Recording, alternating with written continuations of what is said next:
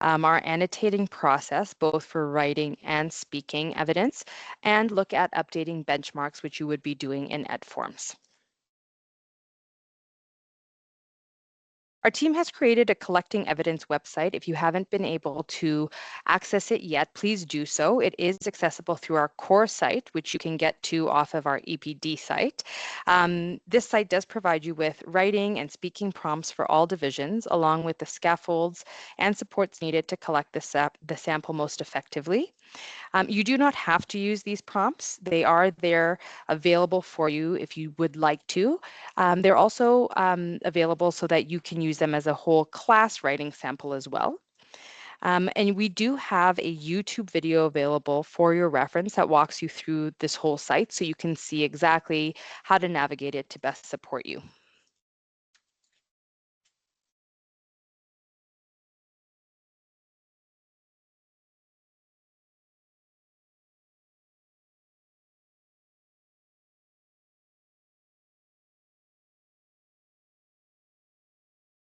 You do not need to use the prompts, as I mentioned. You can certainly use evidence taken from journals within the classroom, lab reports, prayers, graphic organizers that you used as output to showcase knowledge from your students. If you are doing a school-wide prompt, however, using a writing sample or a writing prompt that you have created at your site, please do ensure that it is intentional and it's targeted, it's culturally responsive, and even the content or context is accessible for all, just so that you can ensure that all students are able to create a written piece on the topic of choice. You may also want to consider giving a couple of options for students to be able to select what they can best write on. There is definitely a benefit to using a classroom assignment if you do have one that you are using to collect that evidence, because that way students have had the opportunity to be exposed to subject-specific vocabulary and have had the chance to practice using that vocabulary appropriately and effectively. They may also have a deeper understanding of the content to be able to write a stronger written piece or speak to it if you are doing a writing sample. This chart is available on our EAL Collecting Evidence site, and it's a chart that showcases where you would be or how you would be deciding what type of evidence you would be collecting based on the grade level, the benchmark level, and the student's EAL proficiency level. It identifies whether it would be speaking or writing evidence. We do want to just make note that for this year specifically, due to the time at which we are returning back to school, you may want to consider collecting a speaking sample for your grade 2 and 3 students, as they may not have received the opportunity to learn and practice specific literacy skills at this time of year. On the Collecting Evidence website as well, you can access the printed version of the benchmarks with exemplars, which can assist you in the process of benchmarking and updating as well.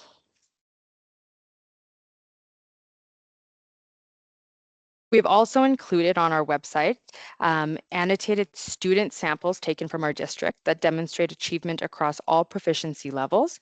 Each of the exemplars include a written rationale explaining how the level was determined and providing clarity and insight into the assessment process.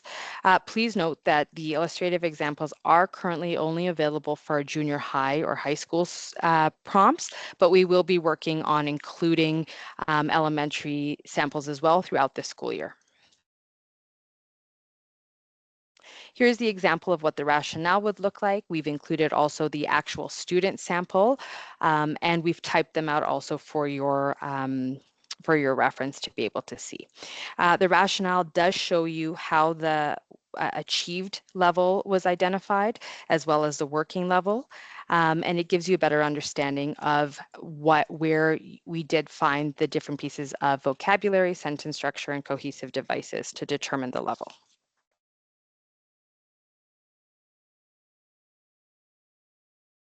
So starting the annotating process. Annotating a writing sample does involve adding comments, notes, or explanations to the text in order to provide additional information, analysis, or feedback. Our task today will be to find proof of a student achieving specific language outcomes on the EAL benchmarks. We will then be able to determine a student's EAL level for writing specifically. If writing is the sample that you are using, if it is speaking, then it would be able to give you an indication of their speaking level. Once you have collected your writing or speaking sample, we annotate a piece of evidence in order to collect and document data to support the EAL levels and to fulfill Alberta Ed funding requirements. We also collect the evidence and annotate it to analyze evidence in order to identify student successes and areas of challenge, and to help us to set clear learning targets to inform our programming within the classroom and goals set for our students. We will be identifying examples of their achieved EAL level within the writing samples or speaking samples based on the competencies of vocabulary, sentence structure, and cohesive devices. This is something newer that came out last year, but we wanted to mention it again because it is definitely an Alberta Ed requirement this year as well, that on the actual writing sample, you do need to include the student's first name, last name, the date the evidence was produced, not the day it was assessed, but the day the student created it, as well as the assessor's signature. On our website, we do also have in the resources section a link to labels that you can use that are in color and not in color as well, that you could actually print out and attach to stick onto a blank section of the writing sample or written or speaking sample. And on it, it does actually include those pieces that you do need for requirements for Alberta Ed. Our website also does have a benchmark supporting document, which you could be very helpful for reference as you work through the process. It kind of, as you can see here, describes what each of the components of the benchmarks means, and it gives you a few exemplars as well.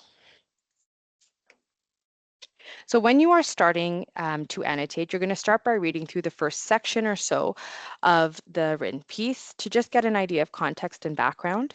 And you can refer to the student's current working level in order to have an understanding of where you might start to look for those outcomes and what they have achieved.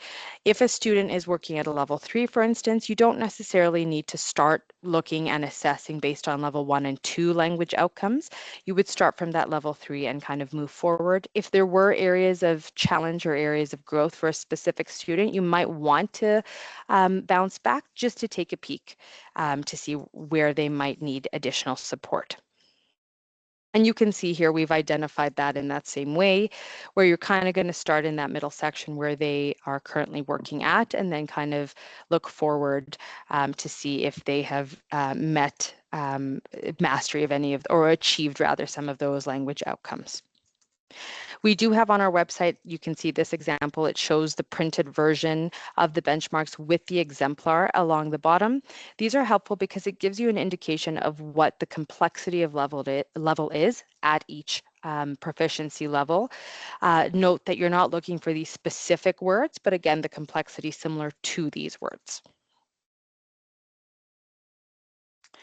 So when you are getting started with the annotating process, you're going to begin by noting or circling examples of the student achieving a benchmark outcome. If there are any notes you would like to add, please feel free to, but please ensure that those notes are professional and not non-judgmental in nature. This will be a document that will be available on the student records as well. You do not need to annotate the entire sample. Try to find at least 2 or 3 examples for each of the competencies.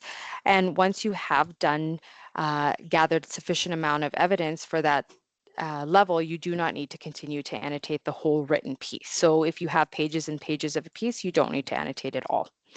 Although you are finding evidence for all three competencies of the benchmark, so vocabulary, sentence structure, and cohesive devices, please note that you don't have to print off the actual sample or photocopy it several times. You can annotate all on one sheet, just as we did here as a quick example.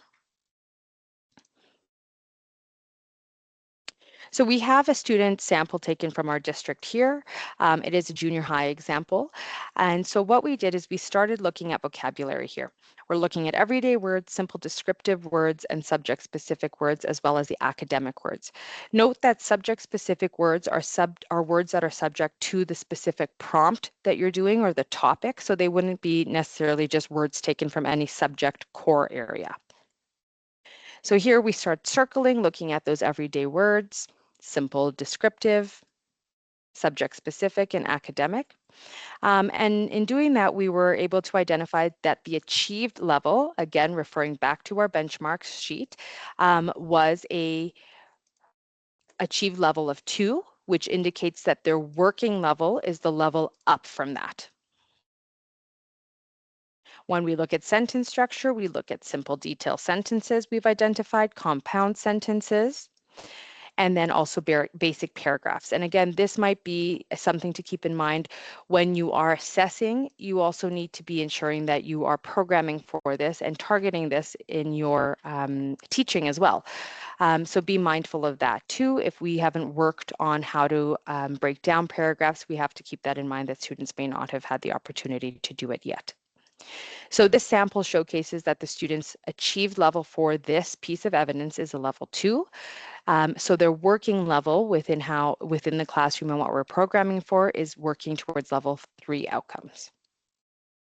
And again, here for cohesive devices, we look at conjunctions, time markers, and sequence markers. And this student actually also achieved a level 2 in this competency and is a working level 3. So when we look at their overall level for the writing strand, you would look at including all of this information on the label that we're providing you with online. You can stick it on. You can even just write this down directly on the paper in a blank section, but we do want to ensure that we are including the accurate achieved level, which is the level the student had achieved most of the outcomes in. And so if, for this student, it was all achieved a level 2. However, if we had a student achieve level 2, level 1, level 2, we would still look at the most, the average of that, which would be a 2, and then their working level is the level and outcomes the student is working towards. So it usually is 1 above their achieved level. Looking at gathering speaking samples, you can gather speaking evidence just like writing from a variety of sources. Maybe it's classroom activities, or you can be using the exemplars from our EAL Collecting Evidence website as well. Once you have collected your students' responses for their speaking evidence, please go through please go through and annotate according to the 3 competencies to find their current EAL level for speaking. If you are using our example, we have all the necessary information needed to fill in directly on the page. So that would be the student name, last name, date of the assessment or date of the production of that assessment and the assessor's signature, or you can place a sticker label on the student's evidence as well. So at this time, we're going to look at updating benchmarks and ed forms. Thank you so much, Stacy. So once you have completed your annotation, we are now going to go into, under useful links, into EdForms to update the benchmarks. Now, just want to make a note that Alberta Education, they need you to have at least 1 strand updated with that annotation. So that is what we are asking, but of course you are welcome to do more updating throughout all of the strands. As you are going on to EdForms, if you would like to see across all the levels, if you click on the little snowman in the right-hand corner of your screen, and then you go zoom to 50%, you'll be able to see all the way across, which makes it a little bit easier when you have to start populating your levels. When you are looking on EdForms to get their most current level, that will be just at the top. It will be ELL current level, and it will show you that level. So in order to start your benchmarks for this year, you would like to look at last year's benchmarks to see what levels they were across the board. Of course, given that they had one last year. So you can just go under the year and go 2024, 2025, and then you can go through the listening, speaking, reading, and writing and populate the levels under each of the competencies. So you'll see on the next page here, we went through and we did a click on the level that they are currently working on in that vocabulary, sentence structure, and cohesive devices across the strands. And then, of course, when you get to the end of each strand, so for listening, for example, you want to put in their current level. So that's our current working level in that little drop-down box. So once you have populated it, just a note that the dotted line means that that is their working level, and the solid blue box, that means they have achieved that level. And this was new last year, but just wanted to remind you that if you are, when you are updating the benchmarks, if that student is continuing to, for example, stay at a level 4, you would like to hit continue level. And that will give a date and signature kind of on the bottom there to let us know that you have updated it, you have looked to see, but they are currently staying at that level. If you think that they have moved up, then you would hit the complete level. So for listening and speaking for Division 2, 3, and 4, you'll see on EdForms listening and speaking only go up to level 3. So if they are passed and they are a level 4 or 5, you are going to want to go into each competency and hit Proficiency Achieved button on each of those pieces, so the vocabulary, sentence structure, and cohesive devices. And then as well on that drop down, you'll want to do Completed All. This now, your focus for those students is going to be on reading and writing. And just a note, make sure you are saving so that you have everything saved as you go through the EdForms. So again, on the next slide, you'll see what I was talking about where you'd hit that proficiency achieve for each of the competencies and completed all for that end level for listening and speaking. So once you've updated the benchmarks, now you are going to upload your evidence. So the EAL annotated evidence upload is on the very top of your EdForms page. The deadline to annotate and upload your evidence is November 28th. But please note that your schools may have a date earlier than that because they need to review before we begin our review. And then the file when you upload must be named EAL annotated sample. And then the CC would be the student's initials and then the date of your annotation.